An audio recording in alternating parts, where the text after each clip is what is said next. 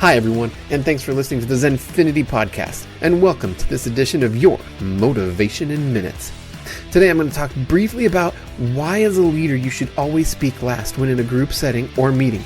This information comes from Simon Sinek. Simon is an author and inspirational speaker, and I absolutely love the information he shares.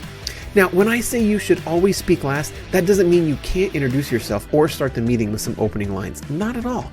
What I mean is build the skill to hold your own opinions to yourself until you have given everyone there a chance to speak. It isn't an easy skill for some, especially for managers or leaders, but if you can build that skill set, you will accomplish two things. First, it gives everybody there the feeling that they have been heard. That way they will feel that they were able to contribute. This is big. We want our team to contribute. We want our audience to be part in what we're doing. It doesn't matter if you're a manager or a leader, or both. Remember, you wouldn't be there speaking to them without them. That means if you want your team to grow, they need to be involved. Those who aren't involved or don't feel appreciated will lose interest.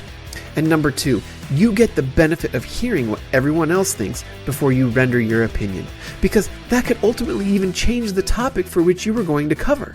Now you'll be able to adjust on the fly and use the time for the gathering or meeting more wisely. Simply sit there and listen. All you're allowed to do with the time you give them is take it all in and ask questions. That way you can understand what they mean and why they have the opinion that they have. And at the end, you will get your turn. Like Mr. Sinek says, it sounds easy.